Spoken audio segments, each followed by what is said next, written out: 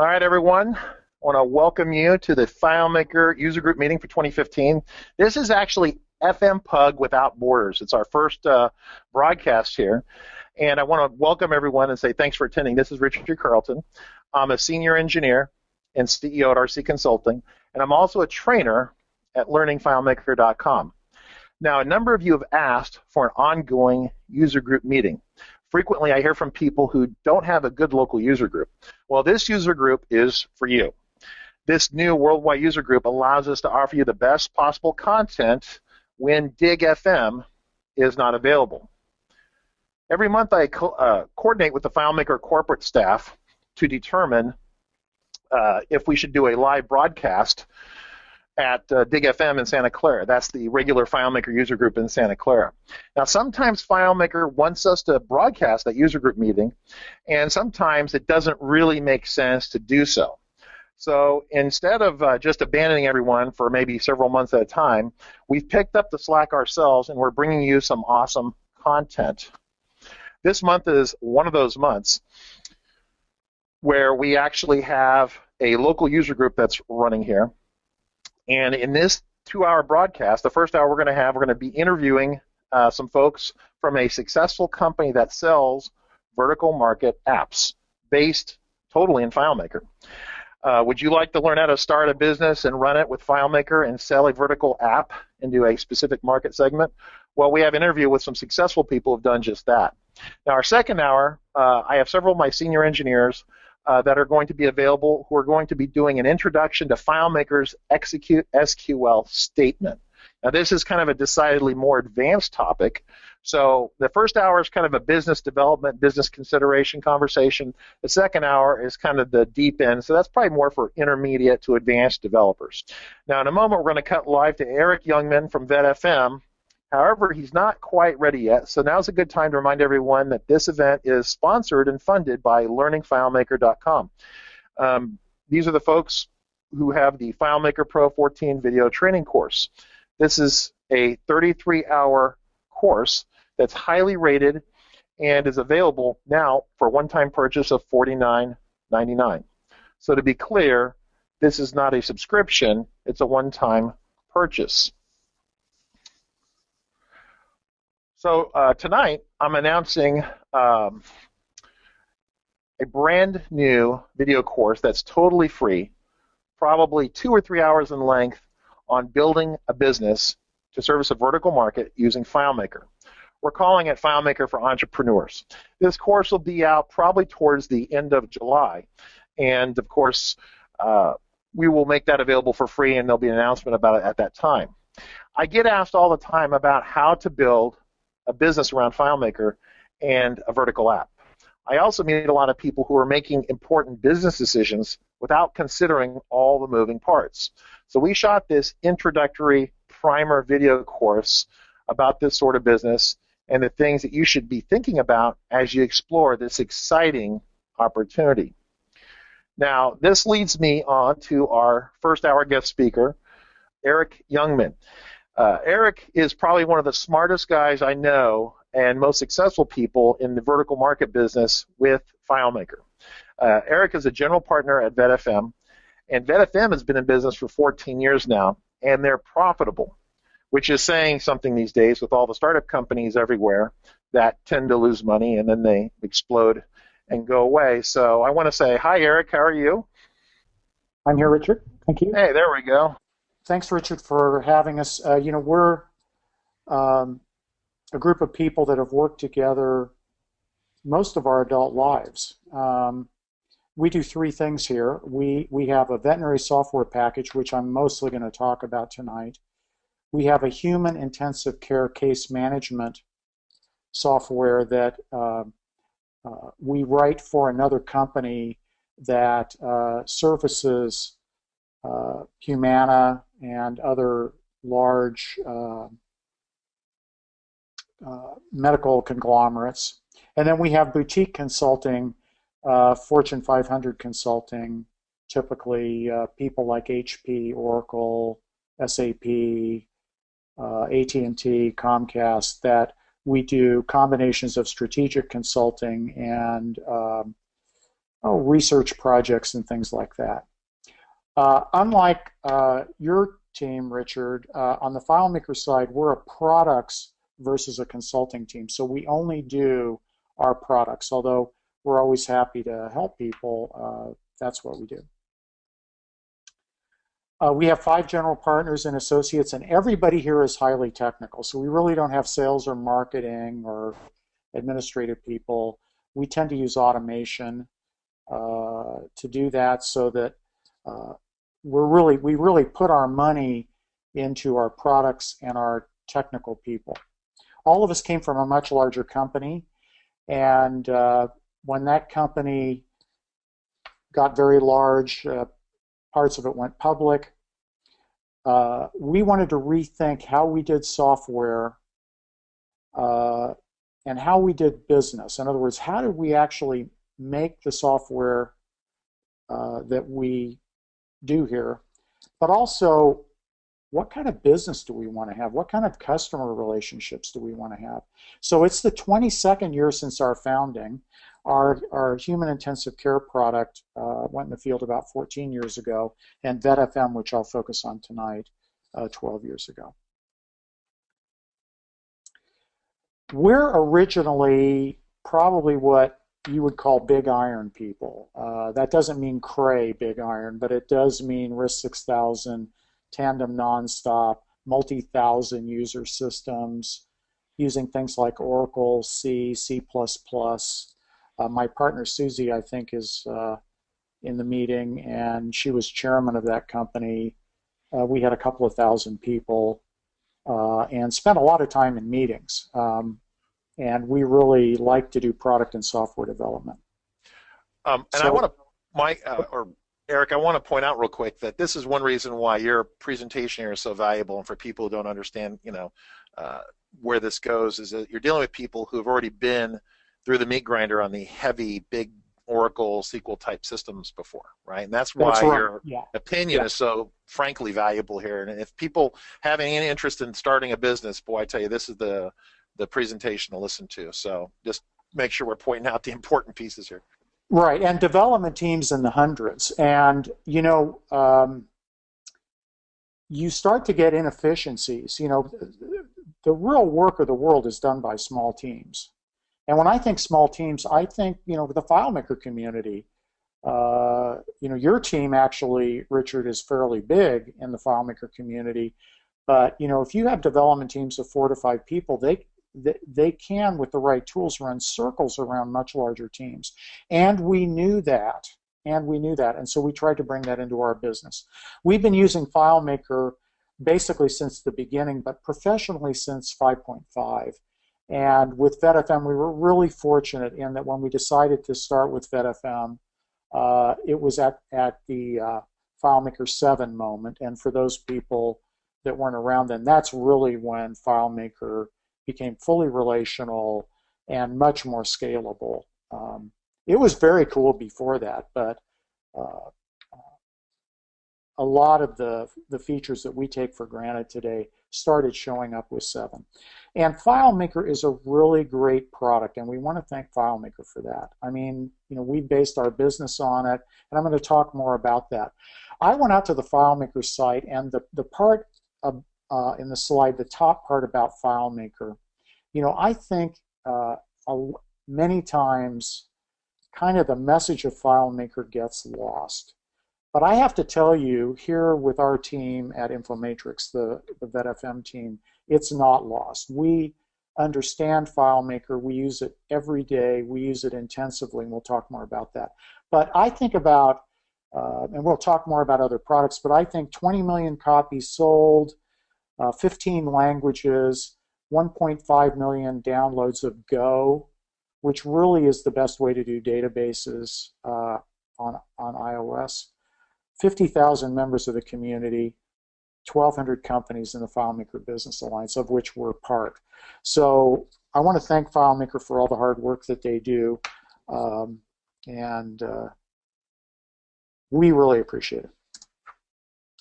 So when we came from kind of the bigger iron environments with loosely coupled language and database, And we started to work professionally in FileMaker. In other words, kind of bringing an industrial strength mentality to how we do things in FileMaker. We got huge productivity gains over what we were doing before. I mean, and I really emphasize huge, enormous. And those gains aren't just in the programming part, they're in the testing part.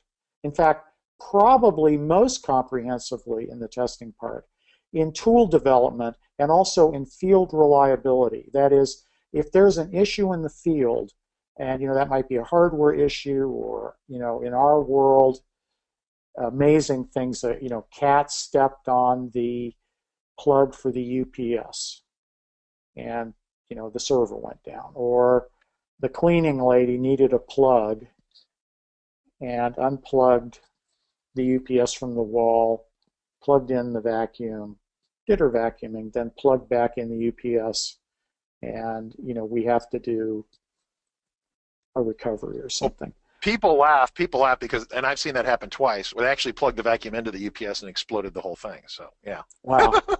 Yeah. I mean, we had a case in which a customer was going down not every night, but almost every night, right? And nobody could understand why they'd be going down. The building didn't lose power.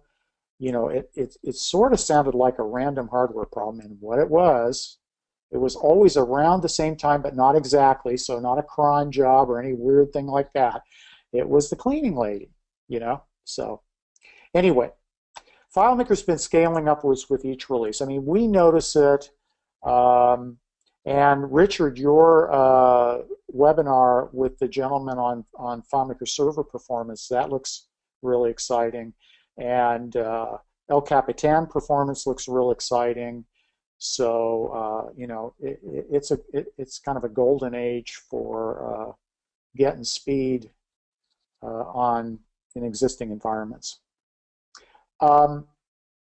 We're street fighting product development folks, so we try to keep it simple and stay focused on FileMaker.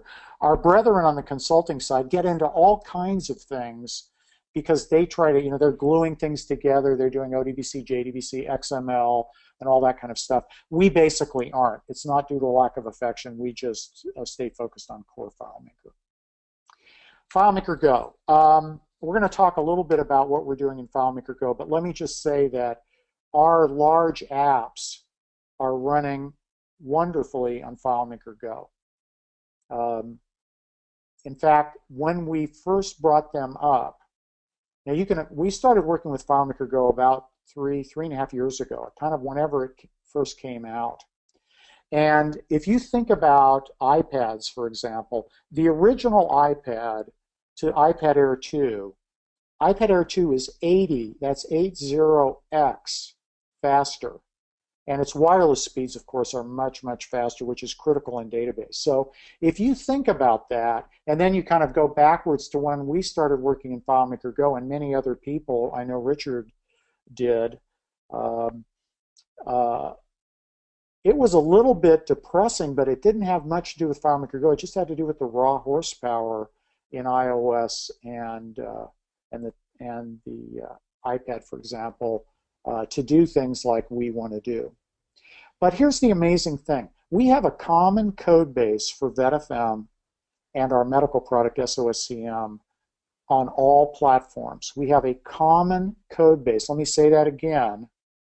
We're running off the same code base with only a couple of layouts that are different and some things that iPads do a little bit differently, which we might talk about. But other than that,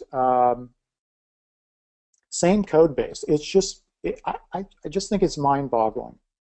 Obviously, FileMaker Go can't have plugins. So we'll talk about plugins in a minute. The other thing that I think about is that we use Type Ahead or Clairvoyance or whatever you want to call it a lot on Mac and PC, FileMaker Pro. The iPads don't know how to do that. So that kind of changes some of the input mechanisms. But instead of saying, gosh, it doesn't do that, what we said is, well, that's really an opportunity. So then we started using, instead of drop downs, for example, we'd use popovers, and the popovers gave us more power, etc. We also use two other important tools. If you want to put out a FileMaker Go app into the field, the thing you need to think about is that if you're used to using LogMeIn or GoToMeeting or TeamViewer to get to your client's screen, and you know, instead of them saying, well, when I press the blue button, something weird happens, they can actually show you. You can't do that on the iPad because of the security model. So, but Reflector solves that issue. So we highly recommend Reflector. And if you're printing to non-AirPrint printers, for example, virtually every label printer on the planet is not AirPrint capable, then Printopia, which turns a Mac into an AirPrint server, is a fantastic tool. Slightly different subject, but so we're, you know, developers who kind of stay focused on these products, and they get bigger and bigger due to customer requirements. And one of the things that we found early on, and it didn't surprise us, but you know, when you get to be very serious FileMaker developer, you know, with good skills, the help that you're going to get from FileMaker isn't going to be from FileMaker Support. I mean, if you think about their job is to handle, you know, any kind of call that comes in. But when they get a developer who's got a very complicated problem, they're just not equipped. What they try to do is, well, can you make it into a small file, you know, as an example file? And sometimes you can do that, but a lot of times you can't. So what we do is we monitor 5 different forums. 4 of them in the FileMaker community forum and some of the developer forums, and then we monitor FM forums. And that's where we get the news, and that's where we get, oh, other people are having this issue. For example, we're watching that very closely on FileMaker 14 right now. But it's the third-party support that's really beneficial, because most of the people doing third-party support are using FileMaker all day long to do pretty serious development. Richard did a little plug on his stuff, but you know, we've known Richard for a very long time. Richard and I co-chaired the Sacramento FileMaker Users Group before other opportunities like you're seeing tonight, where you can attend a meeting like this in your jammies. But you know, the thing that I remember, when Richard built the FileMaker Go training tool, we were starting to use FileMaker Go. And we were struggling with a half dozen items. And we went through the training tool, and 5 of those were covered in the training tool. So it was fantastic. And the tools that he announced, the video training, has changed the way we do business. For example, what we would do with a new person is maybe send them to some, you know, one of the Platinum members' week-long courses, and they are excellent. But you know, by the time you do it and you have a hotel room and stuff, it can be $2 or $3 grand. Whereas, and by the way, that stuff's really good. So, and it's one-on-one kind of thing. But the videos have the advantage in that you can start and stop them. You can watch them if you have a busy schedule. If you can't get away. And we really think that the video approach has replaced external training. And we're big fans of using videos, as you'll see a little later. So we highly recommend those videos. FileMaker Magazine and Matt Petrowski over the years has just done some fantastic things. And you know, it's a video every other week or so. And Matt is really doing some interesting stuff. Although he does some basic videos, a lot of his stuff is high intermediate to advanced. And it's the kind of thing that causes you to think about what is possible in FileMaker. So we really appreciate Matt over the years. And then all the other people, and I've just put up some of them here, over the weekend I was listening to the FileMaker Fanatic. Scott Rose and some of his pals are doing a podcast. That's great. Excelisys, Nightwing, 360works, Seedcode, and many, many others have sample files and folks willing to share things, and all of them have benefited us. And we go out of the way to try to find that stuff and leverage rather than just inventing it ourselves. So let's talk a minute about VetFM. So VetFM evolved from an opportunity in our medical software. I spoke at WWDC a number of years ago on behalf of FileMaker and mobile medical software, and we met somebody, and it caused an opportunity that caused us to get into the veterinary world. Now, as we did that, we had to think about, okay, we're entering a marketplace, what do we need? Well, the first thing we always want to have is customers.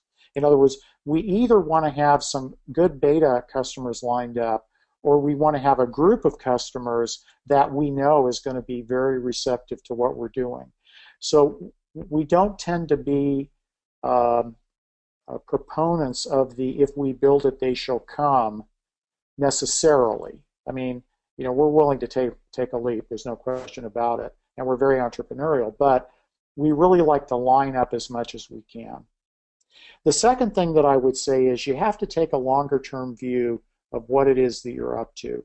So our alma mater, where all of us came before we formed our own company 22 years ago, the founder of that company was really brilliant and died very young of prostate cancer. But over time, he painful experience, developed an approach with both licensing and annuity. And what we mean by that is, we're going to sell the product license, and then we're going to have an annual fee that is going to help fund our development, our support, etc. And with favored nations pricing. Favored nations, for those of you that don't know that term, means that effectively we don't discount. Now in our industry, we see people, for a variety of reasons, giving stuff away for free. And all I have to say, based on my experience, is that when you start doing stuff like that, you're really devaluing your own work ultimately. And it's really hard to back out of the freemium model. So, we tend to charge what we think is a fair price. We're aware of what competitors charge.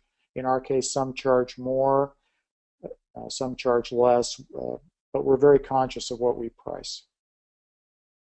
We have mandatory annual support for VetFM and FileMaker. Mandatory annual support. In other words, you've got to keep up your FileMaker, in our case, perpetual license, or in other cases, annual license. And you've got to keep up your support agreement with us. Otherwise, we void the FileMaker license, or the VetFM license. The FileMaker license will take care of itself. Now, the reason that we do that has to do with a number of factors. The first one being, and I think all of you have probably experienced this, maybe with your own products or maybe with other products that you know, you'll go out on some forum and you'll see somebody moaning about a product, and it doesn't do this and it doesn't do that, and they've got terrible support. And you find out that they're on a 7-year-old version of that product. And furthermore, if they had the most current version of that product, the features that they're moaning about not having are probably in that product. And that applies to vertical markets. So in my case, when we started researching veterinary medicine and all of us started kind of looking around and seeing the lay of the land, we could see that the industry leader who wasn't doing this was getting beat up all the time for stuff that they had in their current product. And furthermore, because they didn't start off with an understanding and setting an expectation of annual support, then it was very difficult for them to cause people to take it later. And so what else did they create? Well, then they created a zillion revisions in the field. Virtually every version that they ever created would be in the field.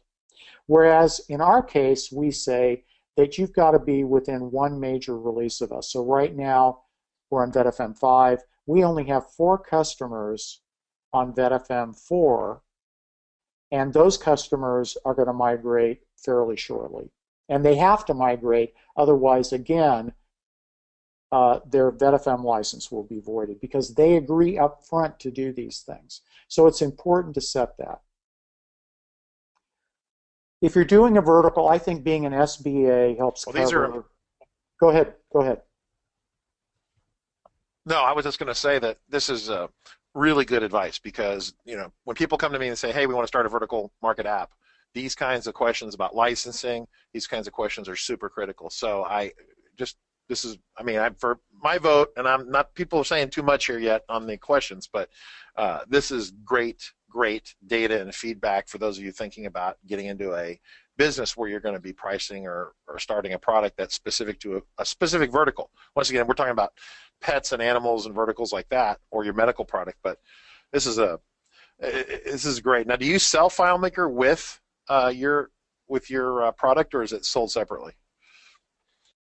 It's we sell it. So here's what we do. And by the way, Richard, that's a good point. And I would also say to anybody that's listening to what we're doing may not necessarily work for you. We're just telling you what we're doing, and some of which we have figured out painfully, and some of which was fairly obvious. We're an SBA, so what we do is we buy in volume and we pass the discounts onto our customers. In other words, when we buy 100 copies, 200 copies, whatever, of FileMaker Pro, or the annual support thereof, we get a certain discount, and then there's a certain recommended suggested retail price at that discount level. Now, some people won't necessarily pass those discounts on. We do, and the reason we do is pretty simple. There's a price, kind of a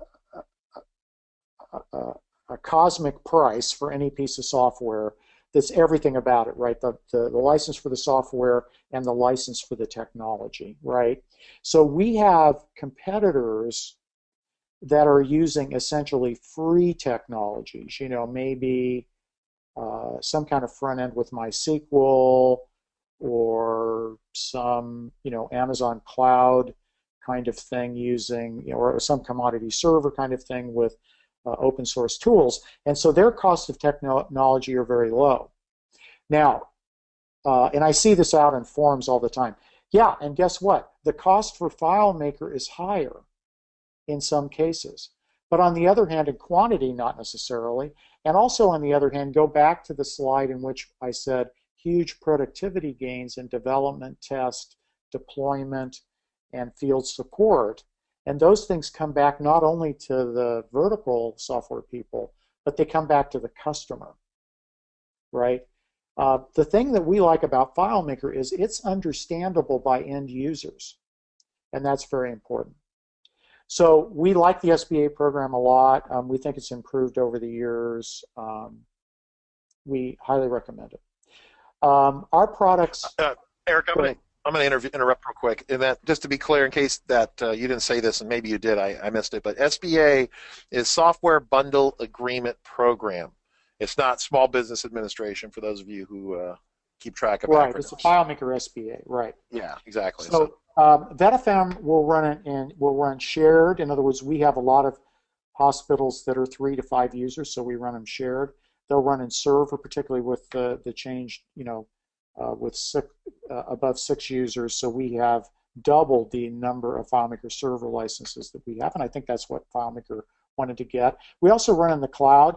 We really like Mac Mini Vault. In fact, we do all of our development in the cloud to an SSD, Mac Mini, sitting in a drawer in a data center, and we really like it.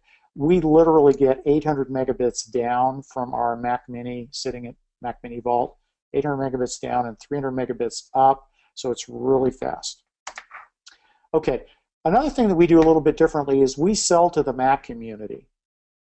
Well, wait a minute, Eric, but FileMaker's dual platform Mac and PC, and the answer is yes, we agree with that. But we're really Mac people. We do support PCs for switchers.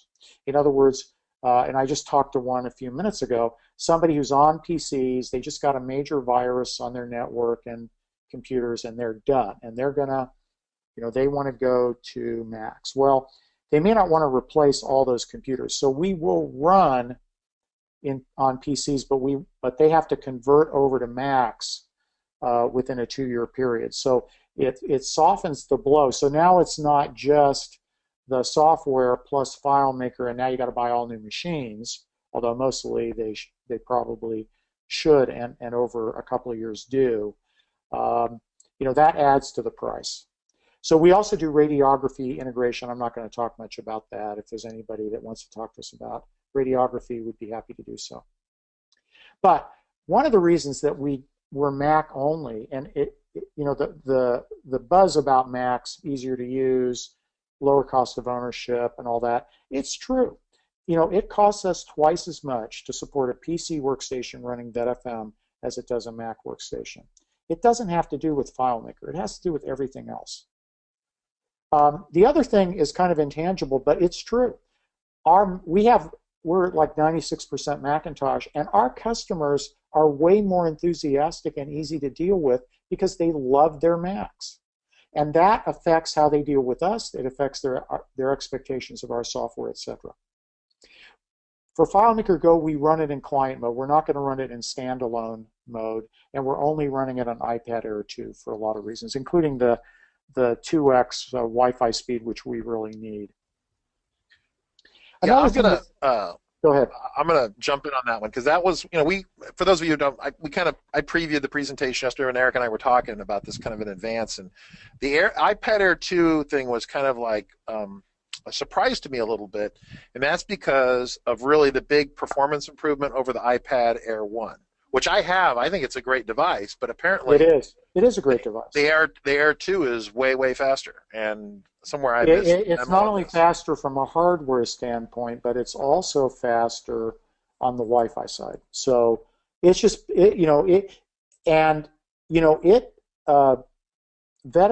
for iPad running on an iPad Air 2 runs at about the same speed as it does on my MacBook Air. So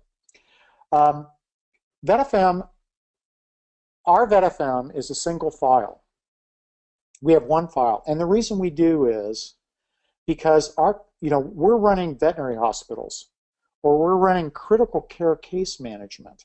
Where lives, animals a lot of times, people a lot of times hang in the balance. And on the human side, there's lots of IT people. In fact, you can't walk down a corridor without tripping over one.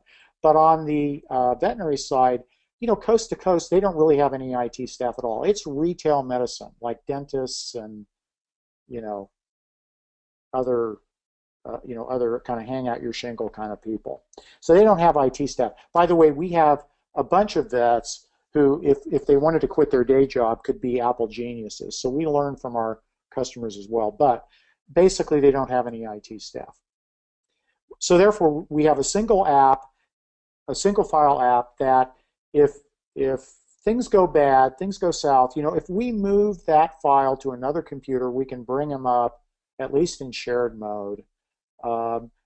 If they back up that file, then they're backed up.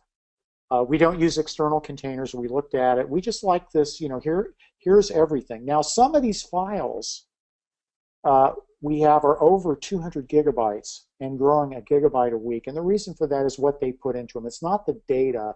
It's the movies, the pictures, the radiography, PDFs, all that kind of stuff that they're putting in there. They're fully paperless for the most part. And FileMaker can handle that.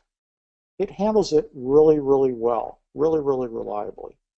But I will say that, if you're getting into these big files, there's a point at which you really need to be on SSDs. I think they're essential. They're, raw speed 8 times faster, disk speed measured 5 times faster, total throughput at least 2 times faster. but it's also the backup times, the recovery times, all those things are enormously faster.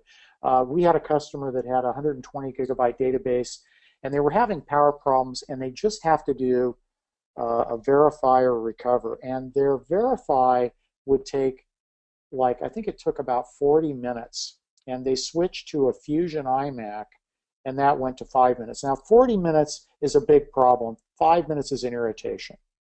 It makes a big difference. So there's a lot of people that say, don't use Fusion drives with FileMaker. You know, we have dozens of them in the field, and I guess we would beg to differ. We've had huge success with them. They're automatic. You know, in the case of what we're doing, which is very different than, you know, servers with lots of stuff on them. In our case, VetFM rotates to the solid-state disk part of the Fusion drive and then runs really fast. And there's a point at which if the files get too big, you got to go to solid state. Another thing is we don't have a separation model. Just above there, I've got a kind of shrunken, totally illegible version of our various togs in VetFM. But we don't use the separation model. It's not that we're against the separation model or anybody who, you know, is out there proposing the separation model, but here's the problem. We can't think of a time in our entire careers, including our big iron time and all the way through all of our FileMaker development, when the data and the schema both didn't change. So for those people where one or the other is changing, then I think there might be some advantage in the separation model. But you know, in our case, that never happens. So the other thing is that we think a core strength of FileMaker is tightly coupled GUI and data. We may talk more about that. So that's really important. And finally, and I guess, you know, we've been burned. If you've ever lived in a mandatory separation environment, which we did for a lot of our careers, you wouldn't choose to do it again. We heavily use code standards. You can sort of see there. That just comes from ideas in the community and standards that we bought with us in previous lives. But you know, lots of commenting, lots of structure in the coding, and we like the new FileMaker 14 coding environment. Another big tool for us is Inspector. Now, up above is kind of just a little sliver of a view from Inspector. So VetFM is 56 tables, 6,300 fields, 400 layouts, 43,000 objects, 37,000 calcs, 850 scripts. So it's fairly big. And when you reach a point, and we reached it way early, you need something to help you analyze it. And so Vince Manano originally had a product called Analyzer, and we bought that right off the bat. And that became Inspector, and we buy every version, and it's essential. It's a huge help. So we thank Vince for all of that. And the current version is doing some mind-boggling stuff, which, you know, we're still trying to get our arms around. You know, all the basics are covered, and then there's this other stuff that looks really interesting. Another tool that we use is the 2Empower FM Developer Assistant, and there's apparently a new. If you don't know what that is, it's kind of like Superfind, where you know you can type in something and it's going to find all instances of it across scripts, et cetera, et cetera. So that's great. There's an advanced version. When I went out to grab this icon, that we're very excited about, so we're going to go out and get that as well. We've historically used a number of plugins. We're down to one, which is Troy File. VetFM is using it less and less, but our tools use it a lot. It's really, really important. Class Act always has been. Troy File is, you know, we think an essential plugin for people, at least from a tool basis. We use a do-it-yourself installer. We use a FileMaker runtime to install FileMaker and other stuff that we need in the field. We did that because we didn't want to buy, it wasn't the cost, it was learning another language, an installer language that we didn't really want to do, and we said, gee, it's too bad we don't have FileMaker, and by the way, we didn't invent this, but it's too bad we don't have FileMaker. Well, we could have FileMaker, and so we use a FileMaker runtime, and we have embedded the pieces to do the installation. And FileMaker today, by the way, announced that the runtimes are going to be available through FileMaker 15, so both for 14 and 15 at least. Yeah, and just a brief piece about that. I mean, there's some people out there knows this conversation. I want to point out something very important. And Eric's kind of driven around it kind of very obtusely or obscurely, but he's not building the tool and deploying it with runtime. He's using runtime for some internal installers. If you've ever made an installer maker, something like that, where you double-click and install stuff, there's apps out there that do that. Eric and the folks over at VetFM wrote their own, right? So that's kind of what he's talking about. He's not saying he's using runtimes to deploy the product. And that's right. We're using it for installers. Yeah. Yeah, and it's important, and there's been a lot of conversations specific within the vertical market community about the runtimes, because people are using runtimes, and I really need to say this right now, and that is, understand that FileMaker today, and has been for the last decade, makes no money on runtimes, and the fact they've supported it is almost kind of like when people like to talk about corporate welfare a little bit. It's important to understand that they build a tool. It probably costs them upwards of $100,000 every year just to keep it running and bug test it, because when they make the next version, they have to create runtimes, they have to test it, they have to get all the quality assurance people lined up in real rows and test it. It takes a lot of money and time to verify the runtime, make sure it's working. And the problem is they make no money on it. So they're not making money. People are not, they've been trying to look for statistics that show that people come to the platform because of the runtime.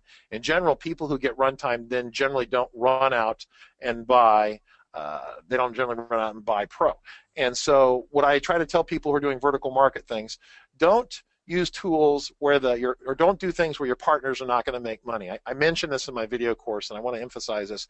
Do not try to leverage technology where someone else who you have a vested interest in it is not going to be profitable or make money based upon your activities, because then you're just asking for that person to cancel or kill something that you made a nest in the, it's like the bird's nest that makes the bird's nest on top of a pickup truck, and then it's gone for, doesn't get driven for a month, and the guy jumps in, drives it down the road, and blows the bird's nest off the top.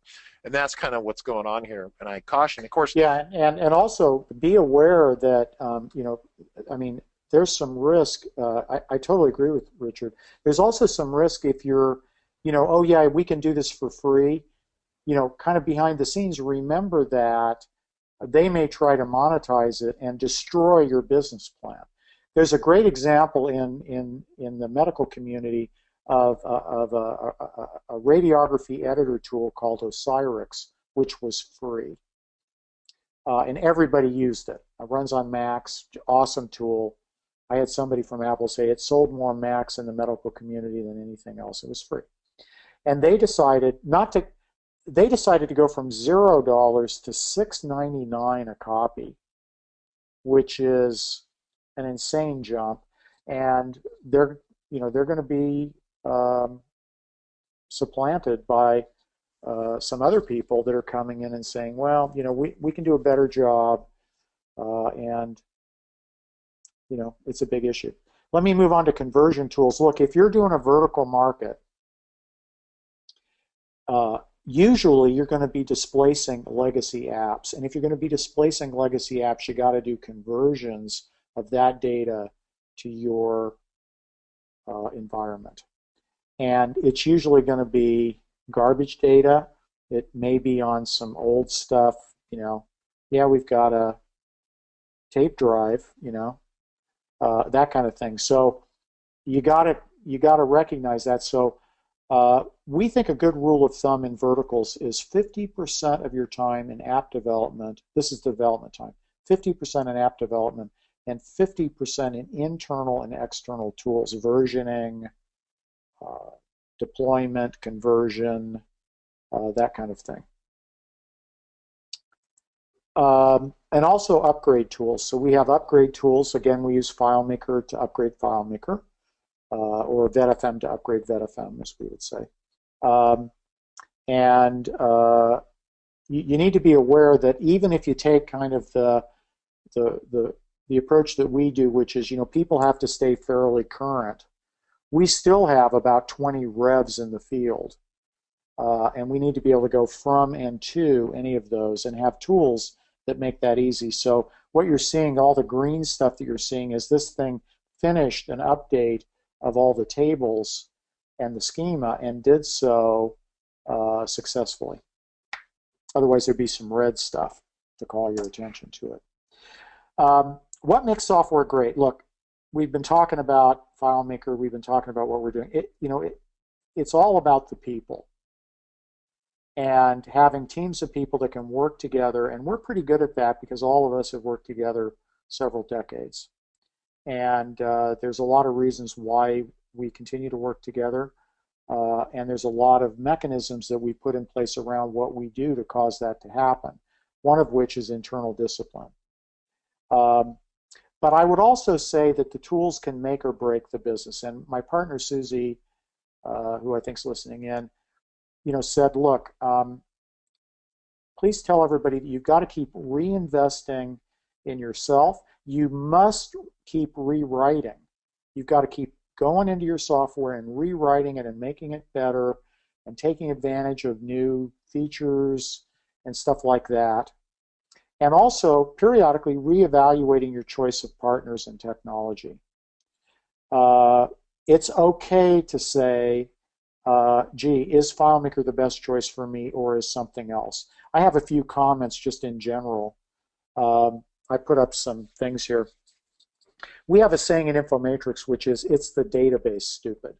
And that means a lot of things to us. It means that if a system's running slow, it's most likely database related, an index gone bad or something like that. It's probably not code related. But it also means other things. The database is really important, the design of the database, optimization, and all that kind of stuff. So that's why we like the tightly coupled approach in FileMaker so much. Now, I've got two. I'm going to start with talking about just very briefly 3 products that in some of the developer forums have gotten a lot of play. The first one is LiveCode. I'll just mention, for those that don't know what LiveCode is, it's kind of the ultimate evolution of HyperCard through SuperCard, MetaCard, RunRev, LiveCode. There's a community version that's free. It can use any number of database backends. It has some database capability internally. I have a soft spot for it. I really like it. I've always loved HyperCard. We've looked at it. Our development time would go up dramatically compared to using FileMaker. Servoy. I can remember a time maybe 5-6 years ago in the FileMaker community where there's a lot of buzz about Servoy, and if FileMaker doesn't watch out, Servoy is going to come along and blow it away. And the answer is, they're still in business, which is good. I don't think they've had the impact that everybody thought they would. But I've seen comments. For example, I saw a comment several days ago from somebody in the FileMaker forum who said, it's a great tool, but we nearly went bankrupt because of the 10x development time that we experienced. And kind of, I think that would agree with at least my superficial opinion. I'm not knocking it because it has other advantages, but I'm saying if you're a FileMaker person, it's something maybe to look at, but we've looked at it enough to know not for us. Zojo is really real basic, which has been around for a long time, and it's got a lot to say for it as well. Again, you can pick your database that you're going to loosely couple with, marry, if you will. I love basic. I love real basic, but not for us. There's other stuff that got mentioned, and it really surprised me. One of them was Omnis. In the 1990s, for those of us, late 1990s, there was the big database wars. Omnis and 4D and FoxPro and FileMaker and some others were duking it out for, let's call it the workgroup database environment. And FileMaker actually won. Access was in there.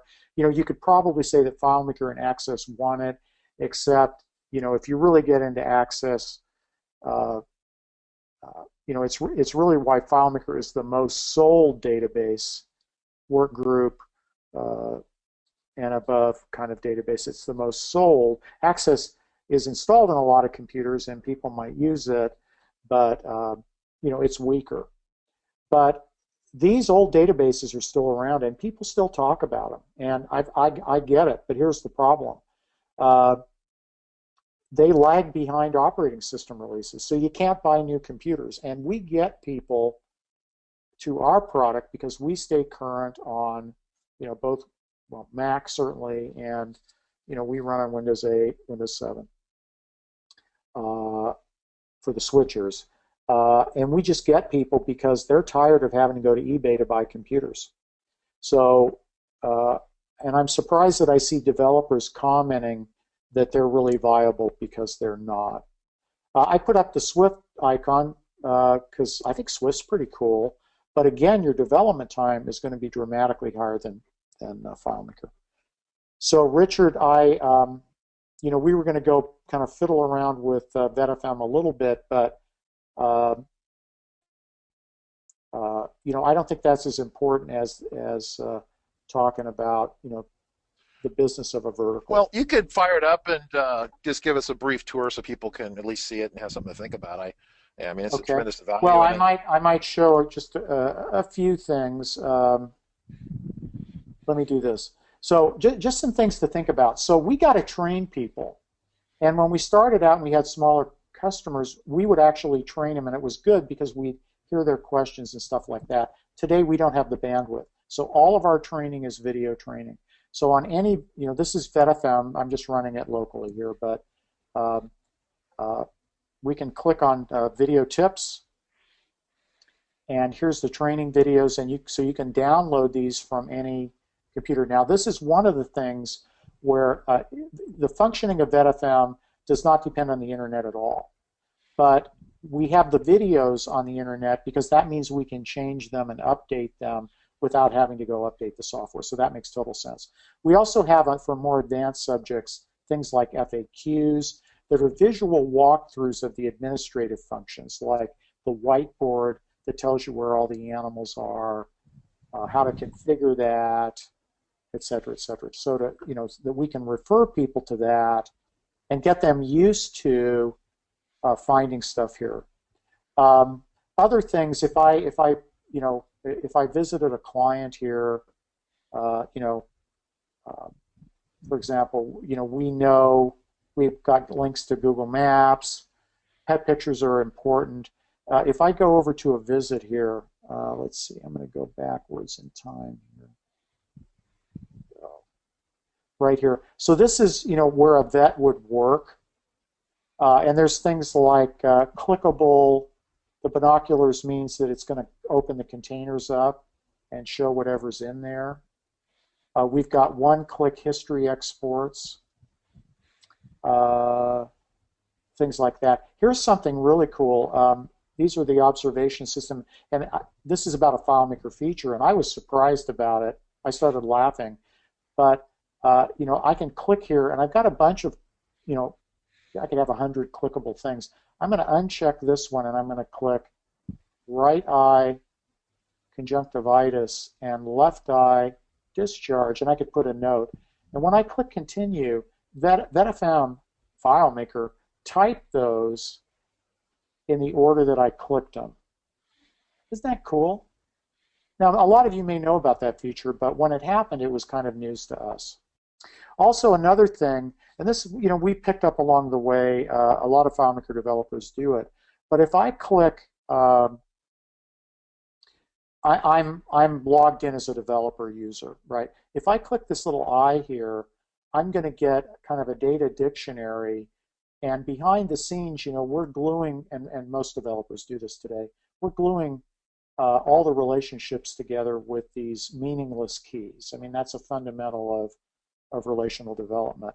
But also down here, we're keeping track of, for each and every record in the system, who created it, when did they create it, on what computer did they create it, and what part of VetFM modified it.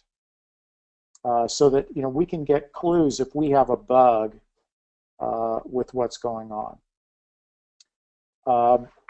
And then if I have just a second here, just to show you, it'll take me 1 second to do, hopefully.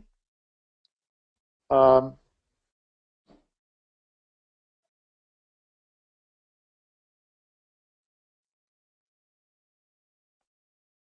this will fire up here. Let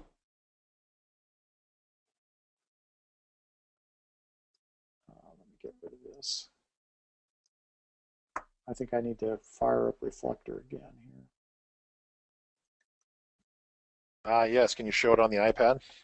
Yeah, I'm going to show it on the iPad.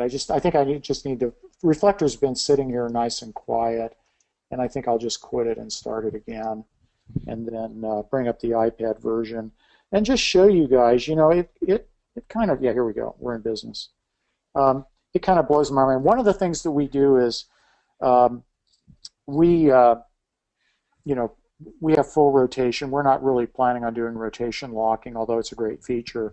We put FileMaker Go in the dock, and if I touch it, I'm reconnecting. This has been idle for a period of time. I'm reconnecting, and if you remember the main menu on the Mac version, this is identical. And we went and looked for a patient named Spanky. I just want you to look at the speed here of this honkin' app, this honkin' FileMaker app in FileMaker Go. Yeah, it's pretty quick. It's quick. Is that the Air 2, the iPad Air 2? Yeah, it's iPad Air 2. Yeah. So if I go into the daily and I look at what's going on here today, this is a very big, so we have pinch and zoom. Now, look, guys, what we decided to do, because VetFM is so big, it's running a hospital. Instead of redesigning everything, we said, no, we're just going to move it over. And the reason we're going to do that is if you know VetFM on the Mac, we can hand you the iPad and in 5 minutes you're productive. And ultimately vice versa, because 3 years from now, how many iOS users versus Mac users will we have?